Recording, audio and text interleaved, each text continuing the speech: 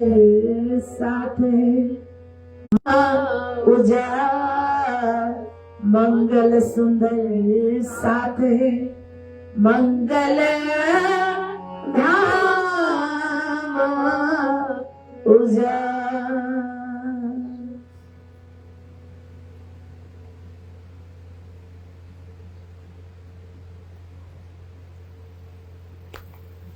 संवत 1638 आसो सुदी 14 को जन्मदिन श्री देवचंद्र जी आए प्रगटे मारवाड़ मो, आए प्रगटे मारवाड़ मो। तामे गाम उमरकोट मतु में ता घर अवतार, माता जो कुंवरबाई ताको कहो विस्तार। जब जन्मे मारवाड़ में घरती आनंद नर नार, यह बधाई ब्रह्मांड में त्रिगुण समेत विस्तार। सुखदाई सबन को अखंड करनहार, विश्व वंदे अक्षर लो सुखे परीक्षित सो कयो विचार। विश्व वंदे अक्षर लो सुखे परीक्षित सो कयो विचार। तामे गामा उमरकोट प्रणाम।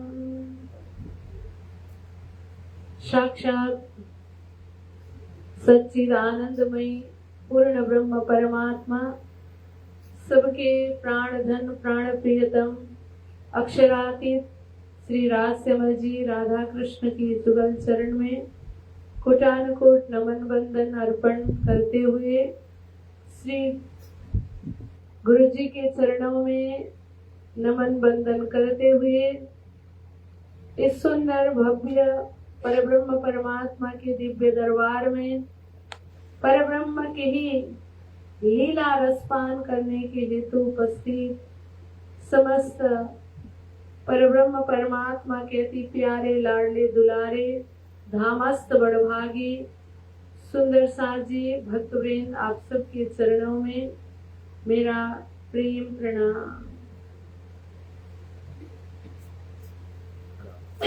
आइए सुंदर साजी, धनी की असीम अनुकंपा से धनी की ही दिव्य लीला का हम रसपान कर रहे हैं। श्रीमद् वितक के माध्यम से, वितक चर्चा के माध्यम से हम यहाँ पर उपस्थित हैं। तो कल तक के प्रसंग में वितक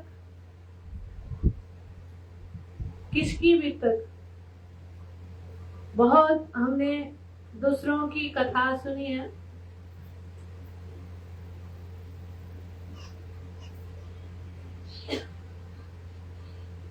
रामायण सुना, भागवत सुना, गरुड़ पुराण सुना, विष्णु पुराण सुना, अग्नि पुराण सुना, लिंग पुराण सुना, कई कई सारे पुराण सुने। सब क्या सुने? कथा सुने। कथा सुनते सुनते आए और सुने तो कैसे सुने? भागवत सुने। परीक्षित को डर हुआ, मृत्यु का भय रहा, तो भयभीत होकर के परीक्षित सुखदेव स्वामी के चरण में आ गए। तो श्रीमद् भागवत की सप्ताह कथा सुनी तो वो भय मुक्त हो गए। श्रीमद् भगवत गीता भी सुने। क्या सुने? अर्जुन को मोह हुआ। युद्ध के मैदान में युद्ध के लिए खड़े थे अर्जुन। अपने लोगों को देख के पितामह भीष्म, गुरु द्रोणाचार्य, कृपाचार्य आदि आदि अपने बंधुजनों को, अपने गुरुजनों को देख के मोहित हो गए, मोह हुआ। अपने हथियार फेंक दिए। इससे अच्छा तो भिक्षा का अन्न खाऊंगा, लेकिन युद्ध नहीं करूंगा। तो तब भगवान श्री कृष्ण ने उनको गीता सुनाई। तो अर्जुन का मोह भंग हुआ। भागवत में परीक्षित को भय मुक्त हो गए परीक्षित, गीता में अर्जुन मोह मुक्त हो गए। और हमको क्या हुआ? हमें क्या हुआ? कथा सुने ना तो अर्जुन को समस्या था, अर्जुन मुक्त हो गए। परीक्षित को समस्या था, परीक्षित मुक्त हो गए। कभी खुद अर्जुन बनकर के सुने ही नहीं, कभी खुद परीक्षित बनकर सुने ही नहीं। कथा सुने तो दूसरों की सुने ना, और दूसरों के कथा से, दूसरों के समस्या से वो मुक्त हो गया और हमको कुछ असर हुआ नहीं। सुनने तक अच्छा लगा तो हो गया, कान का रंजित हुआ, मन का मनोरंजन हुआ, आत्मा का तो कुछ हुआ ही नहीं। इसीलिए परब्रह्म ने हमें तारतम्य दिए और इस तारतम्य के माध्यम से, श्रीमद् वितक के माध्यम से हमें अपनी वितक सुना दी। अपना सुनने से थोड़ा सजग हो जाते हैं, दूसरों का सुने, थोड़ी देर ताली भी बजाए, लेकिन जब अपनी घर की बात आई, कोई दूसरे भी अपने घर की बातें कर रहा तो थोड़ा ऐसा करके सुनते, और दूसरों के इसीलिए अपनी बात यहाँ पे बताया, अपनी बात। इसीलिए लाला सिंह महाराज ने क्या कहा, श्री महामती कहे साथ जी, शास्त्र कहे यूं कर, आगे अपनी वितक लीजो चित्तधारा। अपनी सुनने से अपने आप को असर होता है, अपने आप के भी अंदर चुभ जाता है। मैं कई बार उदाहरण देती हूँ, ऐसे कैसे होता है? ऐसे होता है, ऐसे ही होता है। कैसे होता है कि घर में एक दिन आप अकेले थे, माता लोग, रात को 9-10 बजा, मोहल्ला थोड़ा सुनसान हो गया, 10-11 बज गया था, मोहल्ला सुनसान हो गया था। किसी आदमी ने आकर के दरवाजा खटखटाया, कौन हो?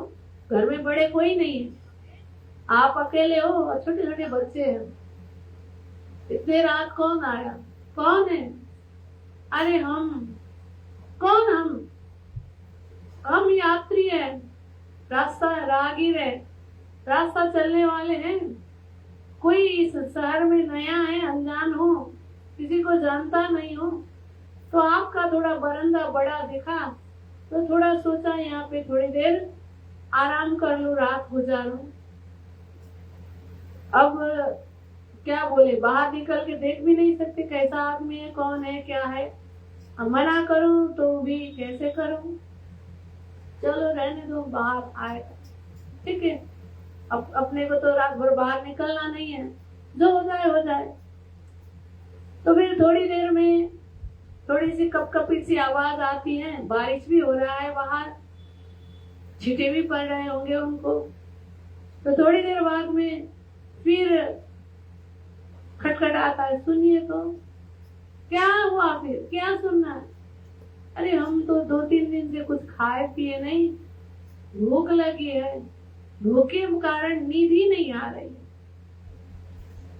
कुछ खाने का है तो दे दीजिए ना। तो कैसे दे रात को? खाने का कौन है, कैसा है, क्या है? दरवाजा खोलने में डर लग रहा। नहीं, थोड़ा सा दे दीजिए, अभी का नहीं, जो भी सवेरे का बचा हुआ हो तो भी चल जाएगा। तो कुछ नहीं तो थोड़ा सा भात हो तो नमक हो, वही दे दीजिएगा।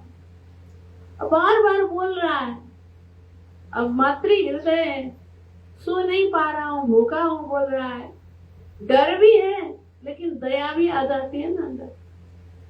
चलो ठीक है, थोड़ा सा भात बचा है वही दे देते हैं, चलो ले लो। खिड़की से खिड़की खोला तो एक डिब्बी में भात भरा, तो देने के लिए बढ़ाए, लेकिन खिड़की का वो छोटा सा ग्रिल निकला नहीं है बाट की, तो निकला नहीं, तो थोड़ा सा दरवाजा खोल के ही देना पड़े। थोड़ा सा दरवाजा खोलते, हाथ को आगे करके दे देते, झटक से दरवाजा बंद कर दे, जो भी हो जाए करके दरवाजा थोड़ा सा खुला और बाटकी आपने बाहर कर दी। तो बाटकी देने के लिए हाथ बढ़ाया तो आदमी धड़ाम से दरवाजा खोल के अंदर आया। अरे एक बार तो पूरा शक लग गया, अभी क्या हो रहा है, कौन है, अब क्या होगा, डर लगा। तो दूसरे ही पल में देखे तो अपने ही पति है, कई दिन से बाहर गए थे तो अपने ही पति आ गए। तो अरे क्या कर दिया है आपने, हम तो डर ही गए थे। अरे थोड़ा सा मजाक किया तुमसे, चलो कोई बात नहीं, हंसी मजाक क्या हो गया, चलो ठीक है, रात बहुत हो गया, सो जाते हैं। गए, हाथ पैर धोए आए और सोएंगे, चलो सो जाओ। अब आपका मन मानेगा? तभी सुबह का बचा हुआ भात दे रहे थे, अब क्या करोगे? अभी कहाँ सोएंगे, कब से चले हैं, कुछ खाए पिए नहीं है, तो थोड़ा सा गरम गरम कुछ बना देते। अरे नहीं नहीं मैं बाहर, अरे क्या होगा, इतने दिन से तो बाहर थे, थोड़ा सा आप खा लो। जल्दी जल्दी से आटा लगाया, रोटी बनाया, सब्जी गरम गरम बनाया और गरम गरम रोटी सब्जी बना के खिलाया। कुछ भी देर नहीं लगा, थकान था दिन भर का, डर था अभी थोड़ी देर पहले, वो डर कहाँ गया, वो थकान कहाँ गया, सब खो गया ना। तरोताजा आई, एकदम फ्रेशनेस आया। भोजन बना के जल्दी जल्दी से गरम भोजन खिला करके सुलाए। क्यों? अभी थोड़ी देर पहले डर लग रहा था। क्यों डर लग रहा था? कोई दूसरा है, अपना नहीं है। अभी कौन आया? अपना आया। तो अपना आते ही मन का भाव देखिए कैसा हुआ, फर्क पड़ा कि नहीं पड़ा? इतना ही फर्क होता है अपनी बात सुनने में और दूसरों की कथा सुनने में। बोलो श्री कृष्ण कन्हैया लाल की। इसीलिए वितक सुनना है, अपनी वितक। दूसरों की कथा, आप भागवत भी सुनने जाओ, गीता भी सुनने जाओ, कहीं भी जाओ, वही होके सुनो कि अभी मैं जरूरत है तो मैं परीक्षित बन के बैठा हूँ, मैं ही खुद परीक्षित हूँ, मुझे समस्या आया तो आप सुनने बैठोगे कुछ होगा। लेकिन अब वो भी भाव आना चाहिए। तो इसीलिए वितक, लालदास जी महाराज कहते कि हे सुंदर साथ जी, ये अपनी वितक है, हर एक आत्मा की अपनी वितक है कि ये आत्मा इस संसार में कैसे आई, कहाँ से आई और यहाँ कैसे चल रही है और इसको जाना कहाँ है। कि जाने वाला कर्म कैसा कर रहा है तो उसी के अनुसार उसका जाने का भी ठिकाना तय होता है। स्कूल में कई सारे स्टूडेंट्स पढ़ रहे होंगे, तो उनमें से कौन विद्यार्थी किस तरह का मेहनत करता है और इसका भविष्य कैसा होगा, टीचर लोग वहीं से जान जाते हैं ना। 8-9 पढ़ते ही टीचर लोग बच्चों को मोटिवेट करते रहते हैं, अरे तुम्हारा दिमाग अच्छा है, तुम्हारा लगन अच्छा है, तुम साइंस पढ़ लो, तुम ये कर लो, तुम वो कर लो, तुम इंजीनियरिंग में जाओ, तुम्हारा इस टाइप का सोच है, इस टाइप का तुम्हारा वो, तुम इसमें तरक्की कर जाओगे। टीचर लोग कहते कि नहीं कहते, मोटिवेट करते रहते। क्यों? उसका लगन देख के, उसका क्रियाकलाप देख के, उसका कर्म देख के। तो ऐसे ही आत्मा का भी जाने का कहाँ है, उसके कर्म से, उसके लगन से, उसके चाल चलन से पता चलता है कि कहाँ जाना है। तो यही बात श्रीमद् वितक में हम श्रवण करते आए कल के प्रसंग तक कि हम परब्रह्म परमात्मा के दिव्य धाम में कैसे थे और कैसे संसार में आए। तो आए तो सर्वप्रथम कहाँ आए, फिर दोबारा कहाँ गए, और ये तीसरी बार फिर हम जागनी के इस ब्रह्मांड में आए। और हम आए तो आए, अकेले नहीं आए, हमारे साथ साथ परमात्मा भी साथ साथ ही आए। क्योंकि परमात्मा ऐसे गार्जियन है हमारे, वो एक पल भी हमें छोड़ते नहीं। बच्चे थोड़ा बहुत शरारत करते हैं, है ना, तो कभी कभी थोड़ी पटरी से आगे भी उतरने का कोशिश करते हैं बच्चे, तो माँ बाप को चिंता होती है इसको कैसे पटरी पर लाया जाए। तो माँ बाप चिंता करते इसको हॉस्टल में डाला जाए, घर से दूर रखा जाए, कहाँ इसको सही पटरी में आए वहां रखा जाए। भेजते भी है जरूर, लेकिन भेजते समय सब कुछ पता भी करते कि वहाँ कौन है, आसपास में जाना पहचाना कौन है, ये बीमार पड़ जाएगा, ये कुछ हो जाएगा तो ध्यान रखने वाला। जल्दी से हम तो नहीं पहुंच पाते हैं, लेकिन वहाँ कोई है कि नहीं उस शहर में जाना पहचाना वाला, जल्दी से वहाँ पहुंचने वाला, जरूरत हो तो अरे जा बोलने वाला। ये सारा सब चीज पता करके ही बच्चों को भेजते हैं ना। तो ऐसे ही परमात्मा ने भी इस निर्जन संसार में हमको भेजा, हमें सबक सिखाने के लिए, परमात्मा की पातशाही बताने के लिए, उनका प्रेम समझाने के लिए। और भेजे तो भेजे, लेकिन हमें भेजने से पहले खुद वो आए कि कैसा है ये, किस तरह का है ये संसार। क्योंकि ठीक उल्टा है ये परम धाम से, वो सच्चिद आनंदमय है, ये असत जड़ दुखमय है, एकदम उल्टा है ना। तो यहाँ पे विचरण कर नहीं पाएगी मेरी आत्मा करके परमात्मा ने फिर ये तीसरे जागनी के ब्रह्मांड में भेजा। तो यहाँ हमें देखिए सबसे पहले तो हमारे लिए शास्त्र भेजे, वेद भेजा, उपनिषद भेजा, पुराण भेजा, ये संसार में कैसे चलना है, यहाँ का नीति नियम कैसा है, किस तरह से रहना है, सारे शास्त्रों के माध्यम से बताया। सारी बात बता करके फिर हमें तारतम्य लेकर के आए कि तुम कौन हो, तुम कैसे हो और तुमको कहाँ जाना है। पहले संसार के बारे में बताए, फिर अपने ज्ञान दे करके, अपना परिचय दे करके, अपने रास्ता को बताने के लिए फिर इस जगत में धनी ने सबसे पहले हमें ये वित्तक दिया है। तो इसके माध्यम से कल के प्रसंग में हमने सुना तीसरी बार ये तीसरा जो ब्रह्मांड है, जागनी का ब्रह्मांड, यहाँ ब्रह्म आत्मा को आना है।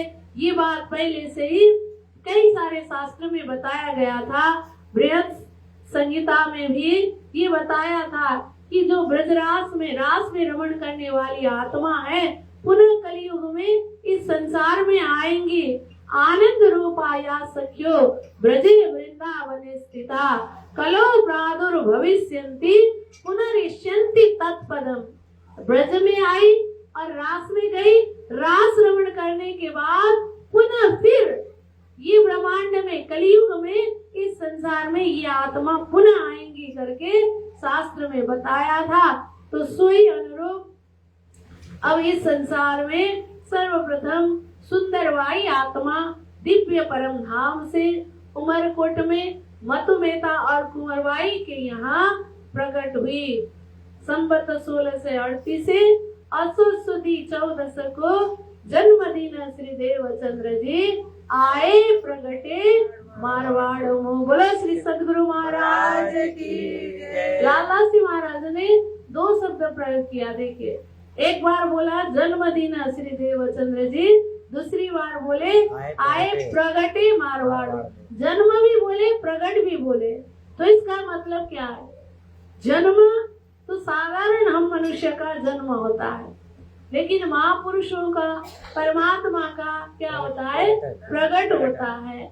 तो यहाँ जन्म और प्रगट दोनों यहाँ बोले इस बालक के लिए।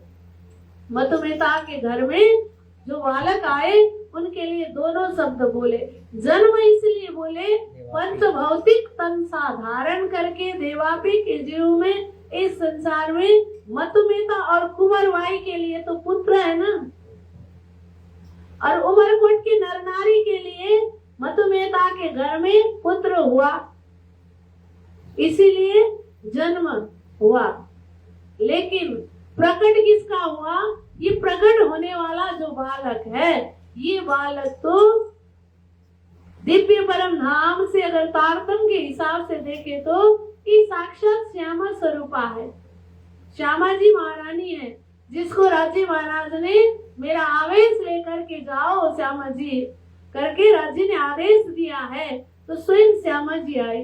कल रात के प्रसंग में हमने सुना कि श्री कृष्ण ने अंतर ध्यान के समय में प्रकट होकर के क्या कहा था कि हे राधे, ये बंसी बजाने का अधिकार अभी तुमको नहीं है। जागनी के ब्रह्मांड में पुरुष तन धारण करके जाओगी तब बंसी बजाओगी ज्ञान का करके, वहां पर ब्रह्म श्री कृष्ण ने बताया हुआ था। तो उसी अनुरूप रासलीला होने के 4660 साल बाद में वही श्यामा स्वरूपा श्यामा शक्ति ही इस धरा में देवचंद्र जी के रूप में प्रकट हुई। तो इस हिसाब से देखे तो साक्षात श्यामा जी के ही अवतरण यहाँ पर हुआ है। और शास्त्र के माध्यम से देखे तो शास्त्र में बताया बुद्ध अवतार जाहिर होने की बात की गई थी, तो ये साक्षात बुद्ध अवतार यहाँ पर प्रकट हो गए। कुरान के माध्यम से देखे तो क्या कहा था, मेरे पीछे कोई नहीं आवसी, एक रूह अल्लाह आवसी, वही इमाम कहलावसी। मोहम्मद साहब ने भविष्यवाणी बोले थे, तो उसी अनुरूप वही रूह अल्लाह यहाँ पर प्रकट हो गए। और सखी के हिसाब से देखे तो साक्षात सुंदरबाई सखी यहाँ पर प्रकट हो गए। देखिए तो ये 4 दैवत लेकर के, और नारायण के उत्तम जीव देवापी के जीव में देखे तो 5 दैवत है। तो 5 दैवत का यहाँ पर प्रकटीकरण हुआ। और तामे गाम उमरकोट मतुमेता घर अवतार। उमरकोट गांव में मारवाड़ देश में मतुमेता के घर में अवतरण हुए। अब जब जन्मी मारवाड़ में घर अति आनंद नरनार। जब मारवाड़ देश में प्रकट हो गए मतुमेता के घर में, तो पहले से ही क्या था, मतुमेता और कुंवरबाई बहुत भक्ति थे, भक्ति पथ में लगे हुए थे, श्री कृष्ण के परम भक्त थे ये दोनों। और सब कुछ संपन्न था उनके जीवन में। तो उनके जीवन में सन्मति भी थी, संपत्ति भी थी, लेकिन उनके जीवन को, गृहस्थ जीवन को आगे बढ़ाने के लिए संतति नहीं थी। विवाह के बहुत साल बाद तक कोई संतान उनके यहाँ नहीं हुई थी। तो संसारिक हिसाब से देखे तो ये भी जरूरत है गृहस्थ जीवन में। तो इसके कारण ये लोग थोड़े से दुखी थे और भजन भक्ति बहुत करते थे, दिल के बहुत अच्छे थे, नेक थे। मतुमेता कुंवरबाई सबका भला चाहते थे। तो जो सबका भला चाहता है तो दुनिया भी उनकी भलाई चाहती है। तो सारी दुनिया यही चाहती थी कि कब मतुमेता के घर में कोई संतान होगी। जैसे ब्रजमंडल में नंद बाबा और यशोदा के घर में जब बालक नहीं थे तो सारे वहाँ के नर नारी बस वही प्रार्थना करते रहते थे कि इनके यहाँ कोई बालक प्रकट हो जाए, कोई बालक प्रकट हो जाए। तो ऐसे भी यहाँ भी था।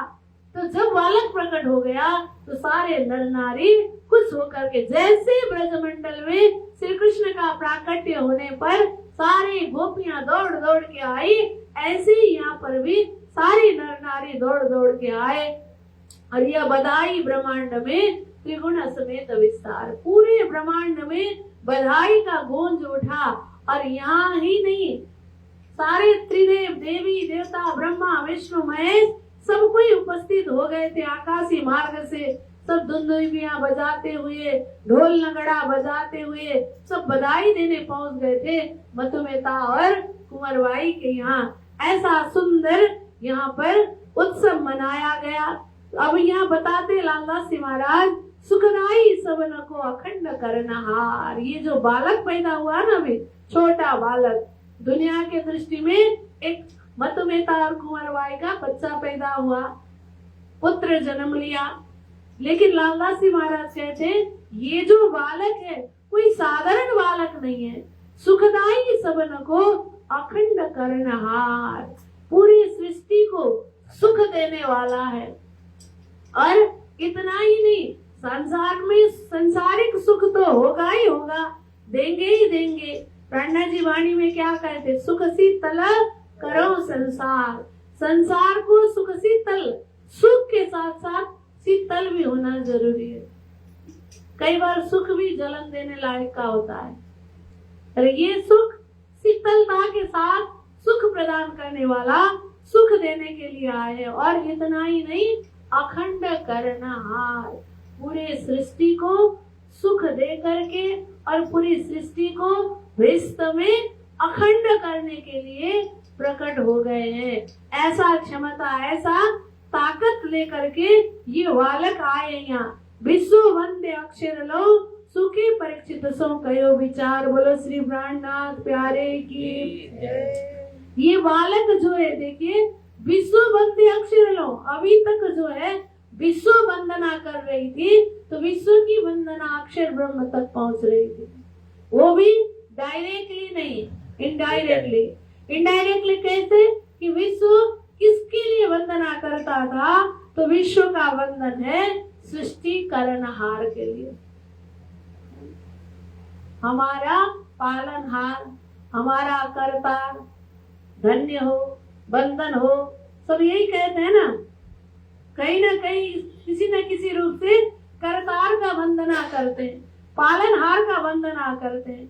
लेकिन करतार किसको समझ रहे हैं? नारायण को ही करतार समझ के वंदन कर रहे हैं। लेकिन करतार तो असली में अक्षर है,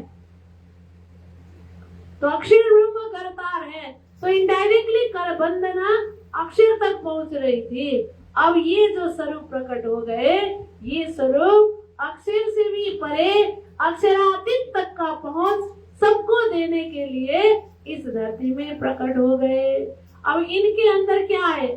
सत जुग के बीज भूत इनो बीच रहे विस्तार, होवे सब में जाए अखंड है संसार। देखिए अभी तो बालक है, छोटा है, और उस बालक में एक बीज तत्व है। बीज बड़ा नहीं होता है ना, छोटा है, दिखता नहीं है, लेकिन उसी बीज में विशाल वृक्ष समाया हुआ होता है ना। बट का बीज कितना होता है? छोटा होता है बट का बीज, लेकिन उसी बीज के अंदर कितना बड़ा बट का वृक्ष समाया होता है। तो ऐसे ही ये बालक में बीज रूप में क्या है? तारतम है। तारतम का बीज लेकर के ये बालक आया है अंदर। तो उसके अंदर सत जुग के, सत माने परम धाम, सत माने परमात्मा, और जुग जो है वो संसार है। बोलो कृष्ण कन्हैया लाल की। दोनों का बीज है अंदर।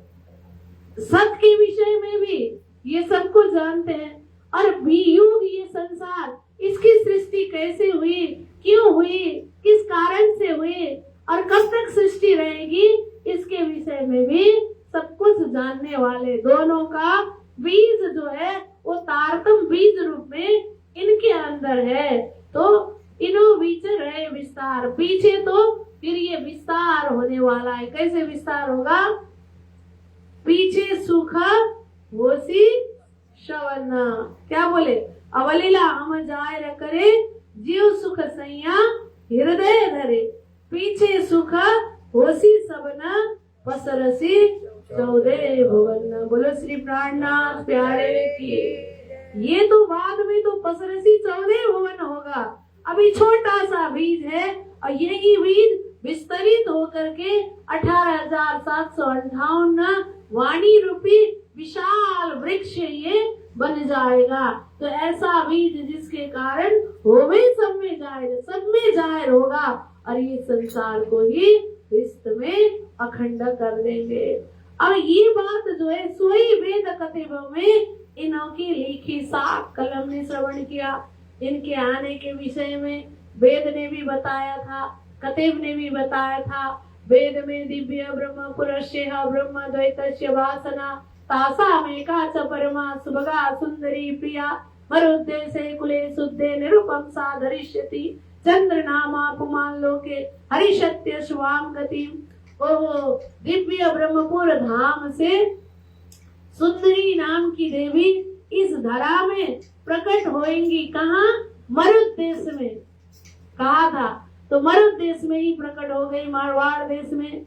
और ये जो आत्मा है, ये सुंदरी सखी है, ये कैसी होगी? दिव्य ब्रह्मपुरस्य ब्रह्म द्वैतस्य वासना और तासा मेका च परमा सुभगा सुंदरी प्रिया, ऐसी जो है वो प्रकट होने वाला है करके पहले से ही शास्त्र ने बताया था। और इधर क्या बताया था कि मेरे पीछे कोई नहीं आवसी, एक रुअल्ला आवसी।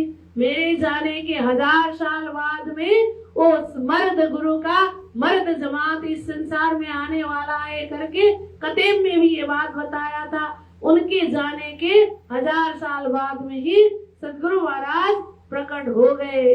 तो ये बात पहले से ही बताया था, ताकि ग्रंथ भाषा में आप अपने किए सब एक मिलाए खोल दीजिए, ये वस्तु पावे तब। सोई शरद कुरान में लिखी 120 वर्ष 4 5 छठा दिन तब जाहिर होवे अरस। बोलो श्री प्राणनाथ प्यारे की। कुरान में 120 वर्ष की बात लिखी हुई थी। तो 120 वर्ष में क्या बोला था? 4 5 छठा दिन में होवे अर्श जाहिर, ये बात बताया था।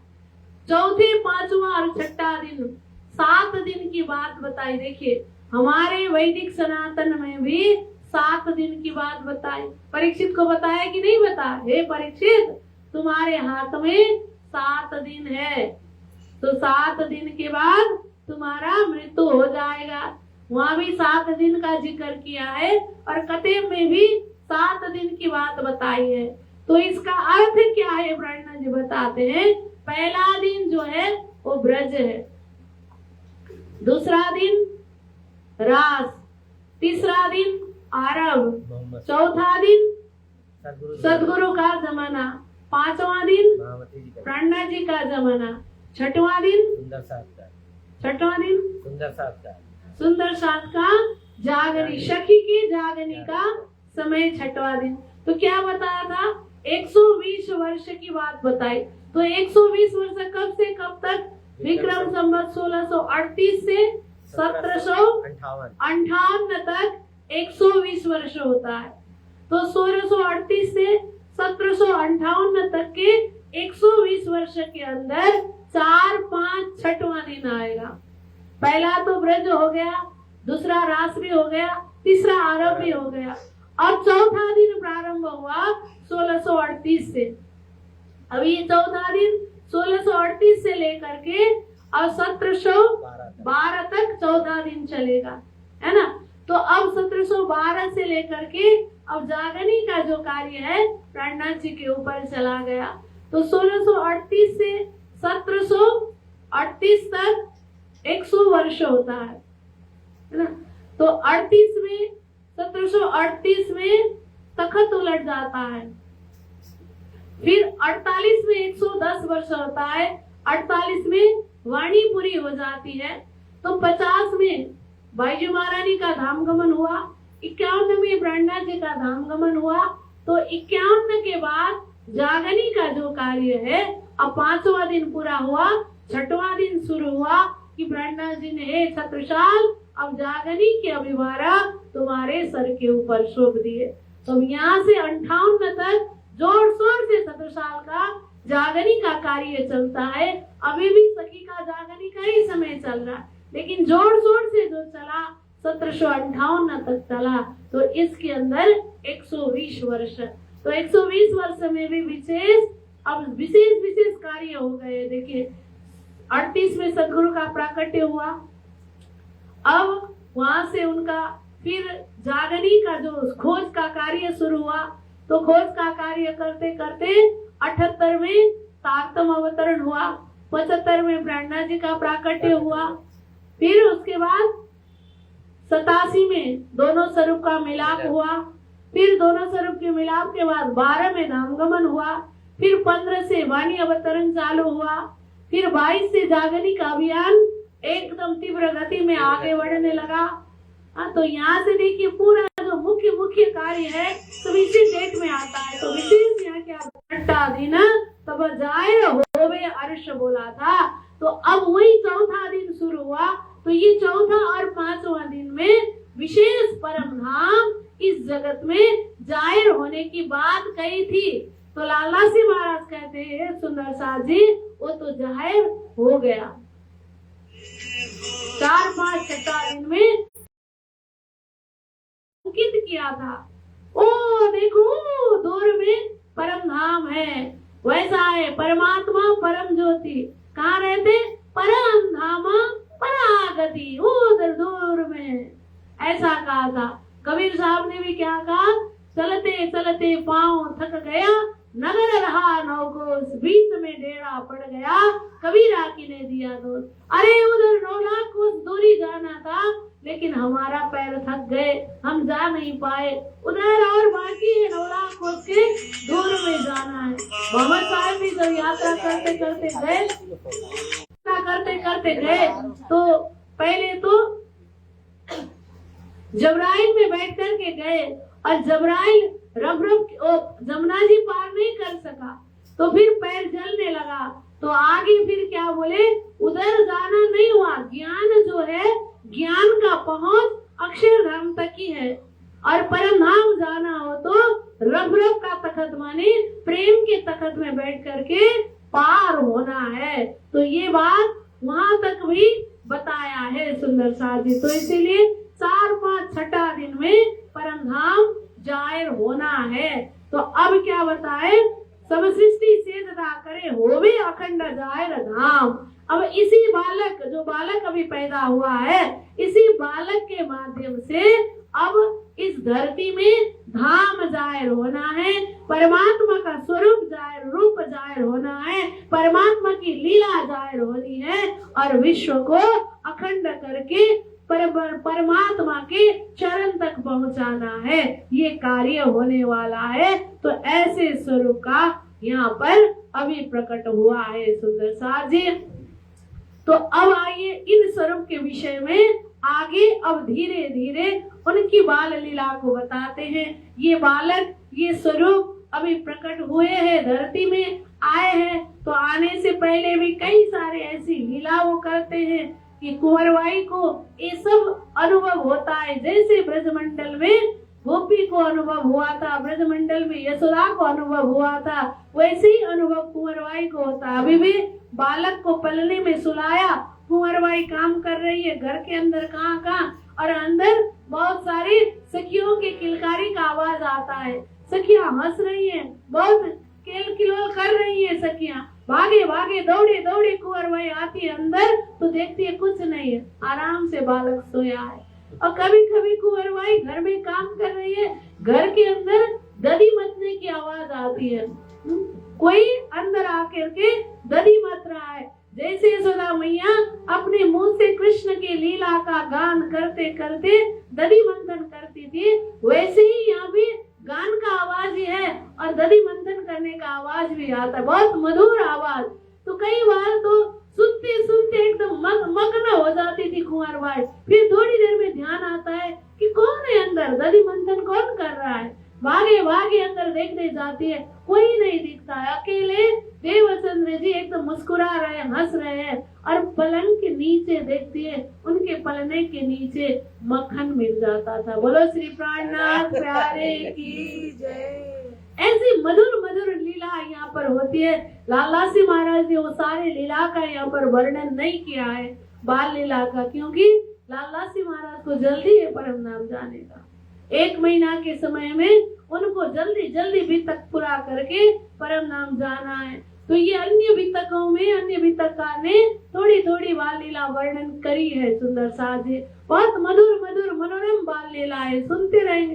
सन्यासकी महाराज ने वर्णन किया है ये सब लीलाओं का, तो वो सुनने में बहुत आनंद आता है। तो ऐसे ऐसे करके अब उनका नाम भी ज्योतिषों को बुला करके नामाकरण संस्कार कराया मतु मेहता जी ने। तो ज्योतिष ने नाम रखा देवचंद्र, कि चंद्रमा के भांति शीतल ज्ञान इस धरती को देने के लिए ये बालक आया हुआ है। चंद्रमा का जैसा प्रकाश भी देगा और चंद्रमा का जैसा शीतलता भी देगा। देखिए सूर्य का जो प्रकाश होता है ना, वो बहुत चमकदार होता है, और सूर्य के प्रकाश सीधे सीधे हम आंखों से नहीं ग्रहण कर सकते, नहीं देख सकते। इसीलिए सूर्य का प्रकाश जब चंद्रमा में रिफ्लेक्ट होता है तो फिर चंद्रमा को हम डायरेक्ट देख सकते हैं, और वहां से प्रकाश भी ले सकते हैं और शीतलता भी ले सकते हैं। मधुर मधुर प्रकाश में शीतलता भी मिलता है, और सूर्य का प्रकाश बहुत ज्यादा और बहुत तपाने वाला होता है। इसीलिए तो इस धरती में हमें डायरेक्ट परमात्मा से मुलाकात हम नहीं कर सकते हैं। तो इसीलिए इस धरती में हमें क्या दिया है? गुरु दिए हैं। बोलो कृष्ण कन्हैया लाल की। इसीलिए सदगुरु के रूप बन करके आए हैं कि डायरेक्ट परमात्मा का जो प्रकाश है, जो ब्रह्म का जो तेज का खजाना है, जो नूर है, वो डायरेक्ट ग्रहण कर नहीं सकता है। इसीलिए संसार में अभी अभी गया ना, गुरु पूर्णिमा मनाते हैं ना, गुरु पूर्णिमा बोलते हैं। गुरु सूर्य नहीं बोला है, गुरु पूर्णिमा बोला है। क्यों? पूर्णिमा के साथ गुरु को तुलना किया है, ताकि वो गुरु परमात्मा का जो प्रकाश लेकर के और धीरे धीरे हमारे जो क्षमता है, हमारे क्षमता के मुताबिक हमें देते जाए, हमें उजाला करता जाए। डायरेक्ट दिया तो ये बर्तन जो है फट जाता है। ब्रह्मा जी वाणी में क्या कहते हैं? संजम संजम पिलाए दे। ब्रह्मा जी कहते खींच खींच देता हूँ तुम्हारे खातर।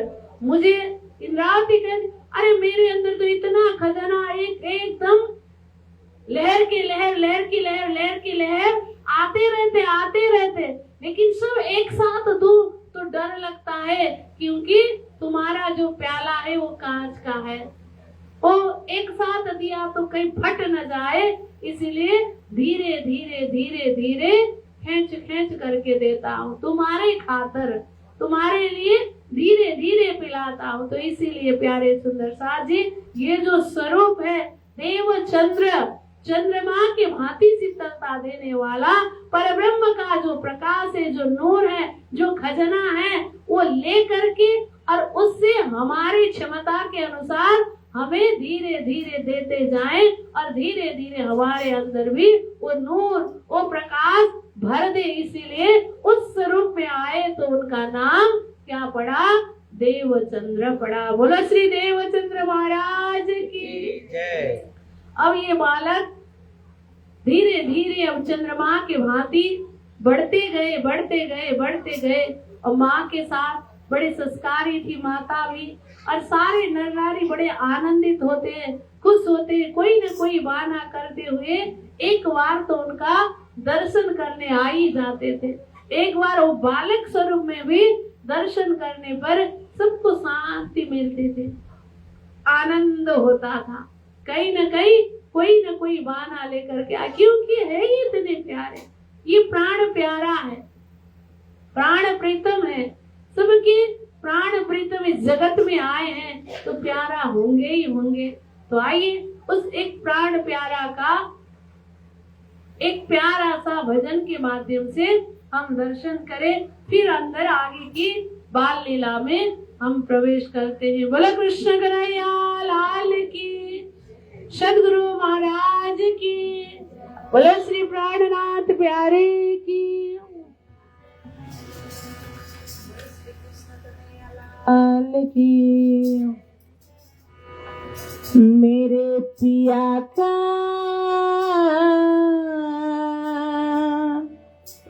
क्या कहना, ओ नूरी मुखड़े वाले मेरे धाम धनी, शोभा सुंदरता का कोई पार नहीं। ओ नूरी मुखड़े वाले मेरे धाम धनी, शोभा सुंदरता का कोई पार नहीं।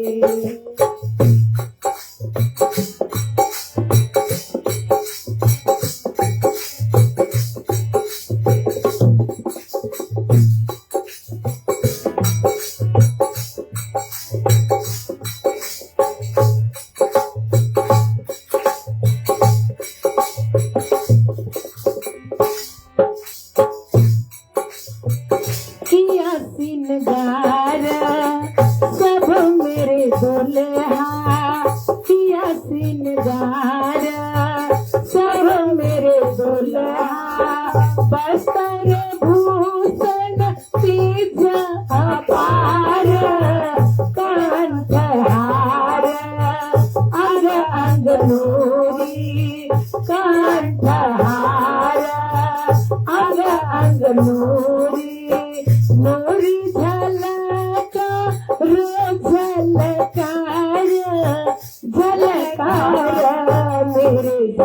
साहिब का क्या कहना। ओ नूरी मुखड़े वाले मेरे दामनी, शोभा सुंदरता का कोई पार नहीं। ओ नूरी मुखड़े वाले मेरे दामनी, शोभा सुंदरता का कोई पार नहीं।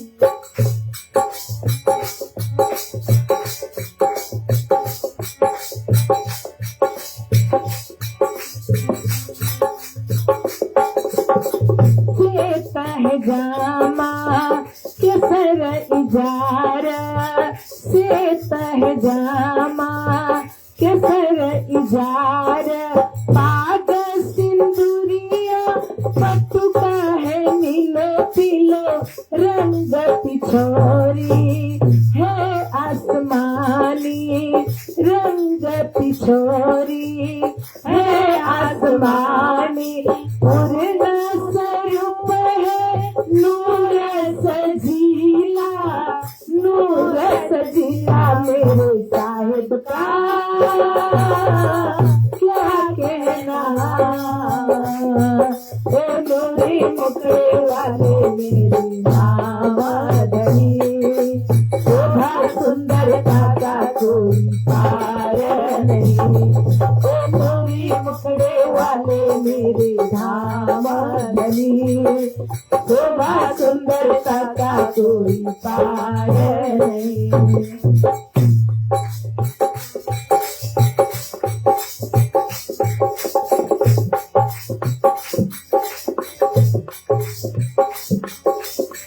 अखंड स्वरूपा धाम अंदर, अखंड स्वरूपा धाम अंदर, श्यामा जी की छवि अति सुंदर, शीश कमल पर राखड़ी सोए, शीश कमल पर राखड़ी सोए। मुखड़ा नूरी टीका मस्तक पर, टीका मस्तक मेरे साहिब का क्या कहना। ओ नूरी मुखड़े वाले मेरे दामनी, शोभा सुंदरता का कोई पार नहीं। ओ नूरी मुखड़े वाले मेरे धामनी, शोभा सुंदरता का कोई पार नहीं। ओ नूरी मुखड़े वाले मेरे धामनी, शोभा सुंदरता का कोई पार नहीं। बोले श्री सद्गुरु महाराज की जय। और ऐसे स्वरूप का दर्शन कराने वाला ये स्वरूप भी बड़ा ही प्यारा है सुंदर साज जी। अब धीरे धीरे बढ़ने लगे, माँ के साथ साथ माँ जो जो करती है वही वही करते हैं।